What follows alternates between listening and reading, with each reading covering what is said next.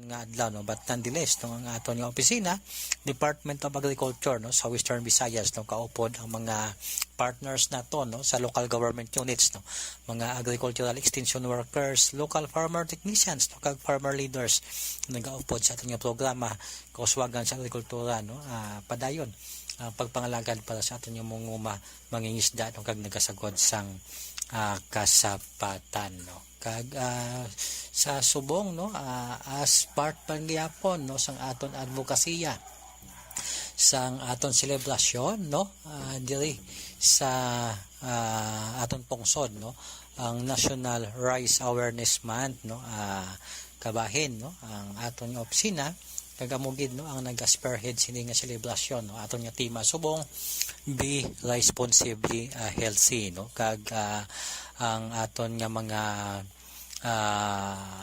entries no sa photo contest no, ara na post na namon no sa FB page no sang aton nga Department of Agriculture Western Visayas no. So ongoing no ang aton nga voting kag at the same time no ang aton nga video contest no, na share naman naton no sa aton nga YouTube channel no, ani at kita Western Visayas no, ara naman no na share naton kag ongoing naman no ang voting no, number of views naman no para sa aton video making contest no, kag sa aton selfie challenge no, pagdagin naton no ang aton nga mga consumers no, same time mga farmers naton, mga agricultural stakeholders no nga mag-post sang ilang picture no, in relation no sa aton tema Be Responsibly Healthy no, sa aton nga selfie challenge no, kay napulo kasako nga bugas no ang at stake sa aton nga selfie challenge. Ang top 10 no nga may most number no sang reactions no sa aton selfie challenge mo ang magabato no sa napulo kasako nga bugas no. So aton nga team no naga-monitor gid no sa aton nga social media lamang no nga maka masubaybayan naton no ang ining pa-contest naton in relation to National Rice Awareness Month no. Kag sa aton nga dugang nga balita no, dugay-dugay ginatamyaw gid naton no Sir Sulpicio Boy Dalisay no sa Dumalaw Capiz no, kag sa Module Boys no, sa Dumalaw no, good morning, may dayag gid nga aga sa inyo no, kag sa tanan nga miyembro no sang Samabu no sang Barangay Bungsuan Dumalaw Capiz no, sa tanan nga officers no sang Samabu aton gid nga pagpanamyaw no sa inyo, good morning gid no, halin kay Sulpicio Boy Dalisay no, kag kay Ma'am Dalisay no, good morning, may dayag gid nga aga subong man no, aton nga pagpanamyaw no sa mapisan naton no nga pamuluyo sang Kalumpang no, kag Kalapalan no, kay John no, Amalante no, kag Paing Amalante at the same time no, kay Kagawad Linchoko no. Good morning, may dayad gid nga aga sa inyo. Kag sa 3ARV Farm no, kay Eric Pinias no. Good morning gid no. So ang aton nga opisina no, Department of Agriculture Western Visayas no, nagahingyo gid no sa tanan no nga mga consumers no nga pangabuhi naton no ang tema sang aton National Rice Awareness Month 2021 nga be responsibly healthy no, kay ang consumption no sang healthier nutritious no ka forms no sang kanon o kung bugas no is push no ang ginapush gid no sang aton nga departamento sa aton nga pag-celebrate no sang National Rice Awareness Month no. As we all know no nga ining pag-celebrate nato nakumpisa pa no sang tuig 2004 no kag padayon subok no siling gani sang aton Regional Executive Director Ricoter no. We have been faced no by the COVID-19 pandemic for almost 2 years no sa subong no, and it is just appropriate and relevant nga ipangabuhi naton no ang aton nga tema nga be responsibly healthy nga samtang nag-observe kita no sang sining celebration no, kay ang bugas no o kun ang kanon is the primary food no, staple food no sang aton nga pungsod, kag among the 3 crops no that obtained the highest production no sang tuig 2020 no. So sa tinaga no sa aton nga Regional Executive Director, I would like to thank no ginapasalamatan niya gid no ang aton nga mga rice farmers sa ilang nga mga kusog no kag dedikasyon no sa pag produce no even no nga ara kita sa pandemya no wala gid nagakalangkag kag nagauntat no ang aton nga mga manguma. So ang aton nga departamento no pinaagi sa aton nga director no nagapasalamat gid sa tanan nga mga farmers no, kay as we all know Western Visayas no has posted no a 4.7% nga growth rate no in terms of production sang tuig 2020 no, kag ini ang pinakamataas among the 16 regions no sang aton nga pungsod. Kag ang crop sector no constitute sa diri sa Western Visayas mainly sang palay, sugarcane and watermelon no nga nag-reach sa 10.2% growth last year no. So ina ang explanation sang aton Regional Executive Director no. Kag likewise no iya ginahingyo no ang general public no to consume no healthier rice options no including ang brown rice no or locally known no as pinawa, kag iban pagid nga mga pigmented no nga mga bugas no, kay eating brown rice regularly no ang makabulig gid prevent no sa mga health problems parehas sang cancer no cardiovascular diseases no, kag at the same time no it also benefits no sang aton nga mga lokal nga mga farmers since no they can get no a higher milling recovery no rate no in producing brown rice than white rice no nga ang ila milling recovery is naglalabot no sa 10% no. So considering the Philippines no has the lowest level of pesticide use, ang aton nga publiko no should opt no to buy locally grown rice no. Patronize nato no ang aton lokal nga bugas for it is safe and healthier no ko consume no. So patronizing no sang aton nga lokal nga bugas is tantamount no to supporting sang aton nga mga local rice growers no sang aton nga mga mangunguma no. Kag aton nga departamento likewise no advocates no sang non-wastage no, hindi ang pag-usik sang kanon o kun bugas no para ma-attain naton ang rice security no. Ang DE Western Visayas no sa nasambit naton may mga pa-contest no nga tigayon subong no gani ang mga winners sini aton nga patpaton no sa masunod no nga semana. sa aton nga pag-culminate no sang aton nga National Rice Awareness Month celebration no. So diri ginaagda naton ang tanan no nga pamatian no ang tatlo ka radio plugs nga ginhimo no sang aton Agricultural Training Institute no in collaboration sang aton nga Philippine Rice Research Institute no sa Negros Occidental no kag ini kabahin no sang aton nga selebrasyon. So yari ang tatlo no ka mga radio plugs no in relation to the National Rice Awareness Month. Sa kapwa Pinoy, kaya naman bigas ng Pinas ang binibili ko. Bukod sa masarap ang bigas Pinoy, feeling safe pa ako dahil alam kong Pinoy ang nagtanim. Ayon sa pag-aaral, ang mga magsasakang Pinoy ay isa sa mga pinakamababang maglagay ng pestisidyo sa palayan kumpara sa ibang bansa. Choose wisely, be responsibly healthy. November is Rice Awareness Month. Para sa karagdagang impormasyon, i-like o i-follow ang Be Rice-Sponsible Facebook page. Ang paalalang ito ay hatid sa inyo ng Department of Agriculture at ng himpilang ito. Panay ang add to cart mo dyan sa food delivery. Huwag takaw mata. Bukod sa sayang ang pera, sayang baka maitapon mo lang dahil busog ka na pala. Mag-order o kumuha lang ng kayang ubusin, maging merienda, ulam o kanin man yan. Be responsibly healthy. November is Rice Awareness Month. Para sa karagdagang impormasyon, i-like o i-follow ang Be Rice-Sponsible Facebook page. Ang paalalang ito ay hatid sa inyo ng Department of Agriculture at ng himpilang ito.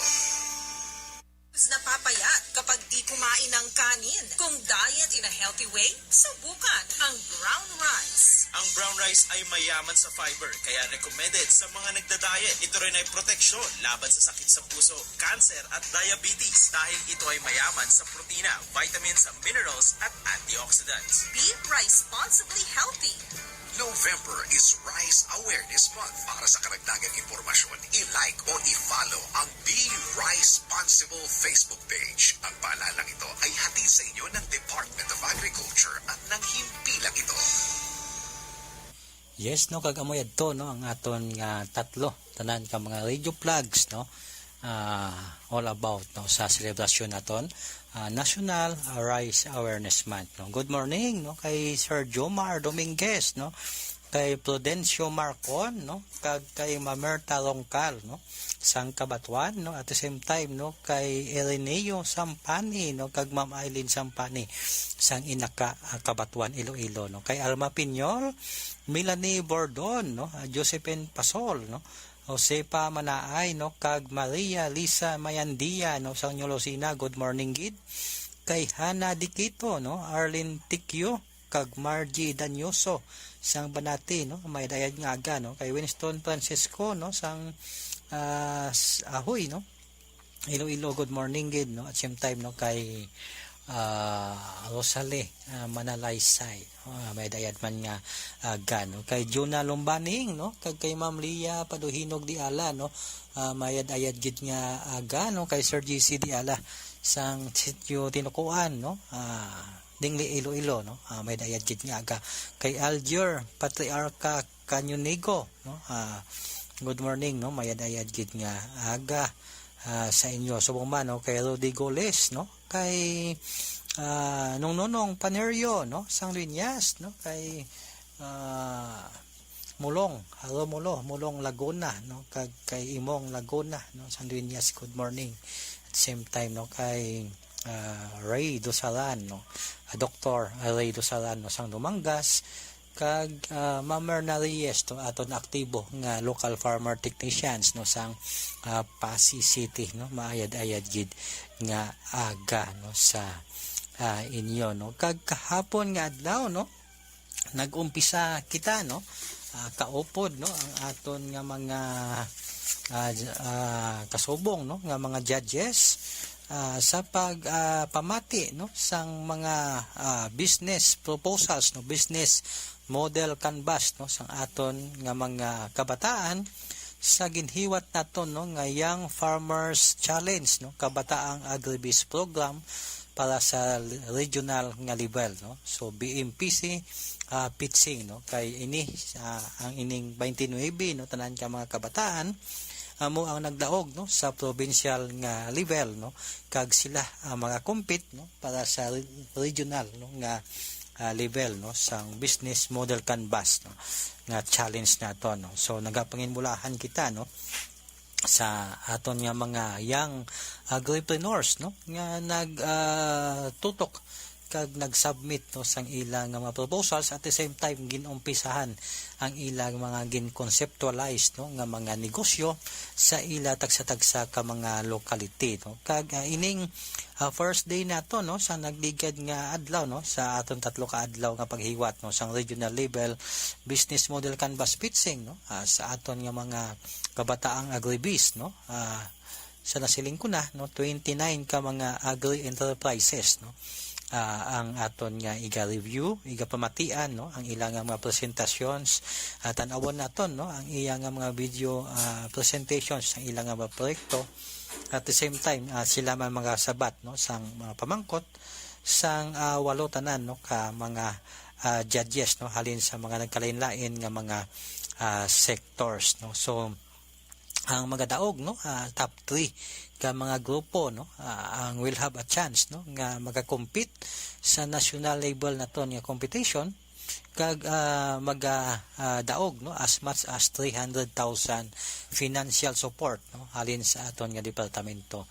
Apang, no, ang 3 ka mga winners nato, no, sa regional nga level ang baton, no, sang 150,000, no, nga financial support halin sa aton nga departamento para sa expansion sang ila tagsa-tagsa, no, ka mga business model canvas, no. So first day pa lang kahapon kag na-amaze, no, gid ang mga judges, no, sa potential sang aton nga mga young agripreneurs, sa mga business ideas, no, nga presenter nila kahapon, no. Most of them, no, have already proven, no, sang viability sang ilang mga initial implementation after the winning, no, sang provincial contest, no. Kag we are looking forward, no, nga mga pamati liwat, no, sa mga business model canvas, no, nga iga-present subong nga adlaw, no. So kahapon nga adlaw ang nag-present, no, is ang Taro Value Adding, no, and Processing from Pabia, Iloilo,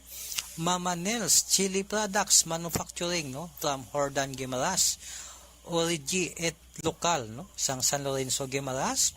At the same time, no, expansion of Ripples Ice Cream made of Calabao's Milk, no, sang Badyangan, Iloilo. At the same time, no, ang Nifet Honey Products, no, from Kalibo, Aklan. Ang Purple Corn Production, no, and Value Adding, no, from Batad, Iloilo.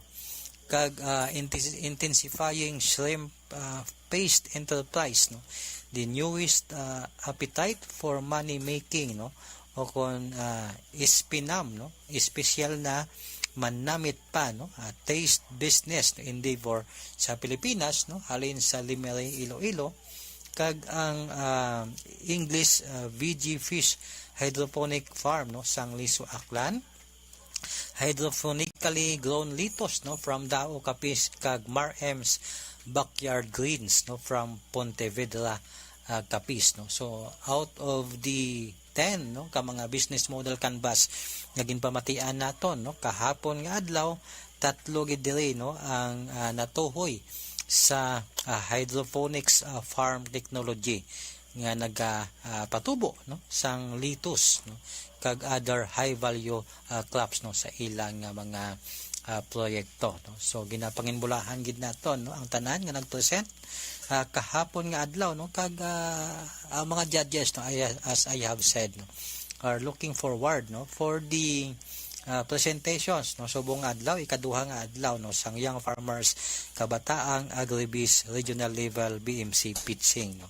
So ang magka-present, no, karon dugay-dugay duck egg production, no, free range type to salted egg and hatchery business, no, from Bago City, Negros Occidental.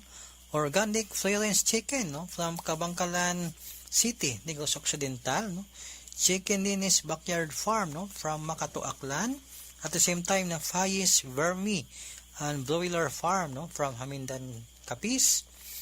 small rice hog and vermiculture with rice and coffee trading, no, from Kabangkalan, Negros Occidental, no, upscaling of VCO waste into bioorganic fertilizer, no, coco biofur, no, from Patungon Antique, chemical free BAT, no, o kon BAT, BRB Agri Trading Integrated Farm, no, from Uton Iloilo, and Chandis Integrated Farm Products from Panitan Capiz, Ani Juan Online Farmers Market, no, and Social Enterprises, no, the first in Rojas City, no, from Rojas City, no. So amo ini ang mag-present, no, sa subong nga adlaw, mostly sa atong nga presenters, no, subong nga adlaw, no, from Negros Occidental, no, Antique, Iloilo, no, and Capiz, no. So kabay, no, nga ang inyong mga business proposals, no, ang matigayon, no, nga presentar ninyo sang maayo kag ma-convince ninyo ang aton nga mga judges, no, para nga kamo mag-represent, no, sang aton nga rehiyon, no, para sa national nga competitions, no. So nagapanginbulahan kita, no, sa aton katuwang na opisina Agribusiness, no, and Marketing Assistance Division, no, sa pagpamuno ni Ma'am Tess Solis, no, kay Ma'am May Ann Graho, kay Sir Ken Lerona, no, kay Sir Joel Franco, no, isa ka mga judge na to, no, kay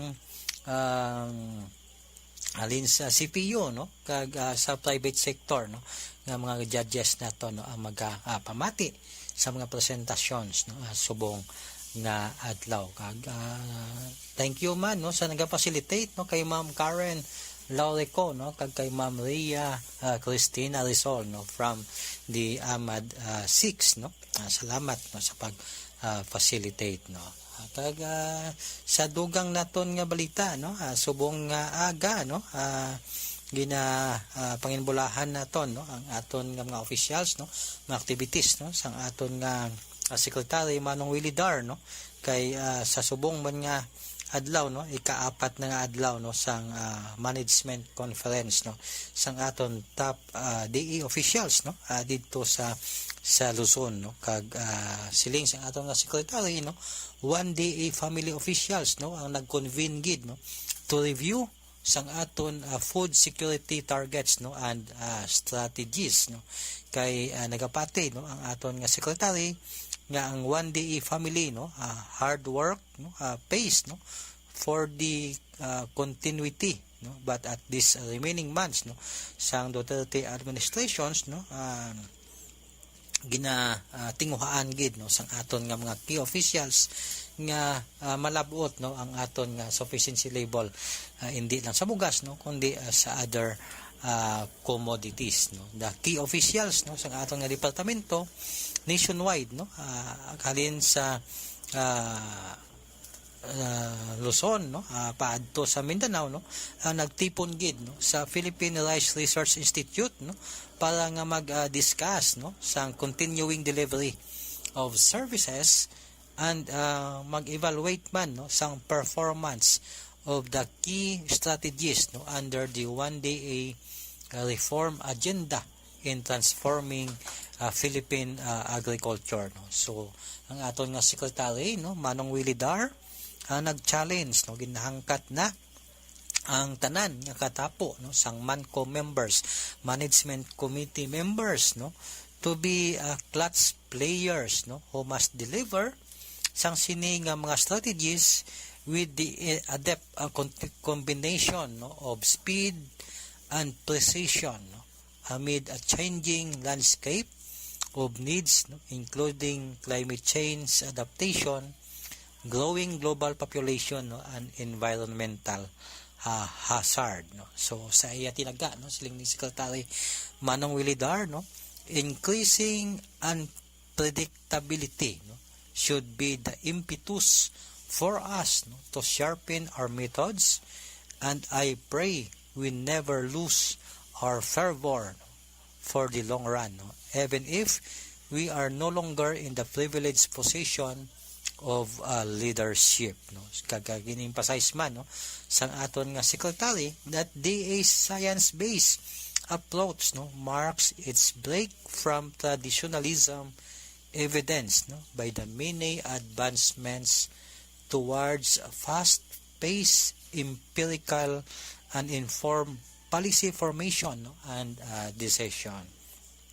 So during sang ining mga inadlaw sang ining activity, there will be discussions on the DA's financial and physical performance and targets, issues confronting the agriculture sector, operationalizing the 4 pillars of the 1DA reform agenda, and the integrated regional work plans and national work plans. So si Secretary Dar nag-congratulate man sa 1DA family for the past 3 years of relentless work, and urged them to carry on the legacy for the welfare of the country's farmers and fisher folk. Sa aton nga madumduman, ang ining 1DA reform agenda must be gifted to the next vanguards of the sector, and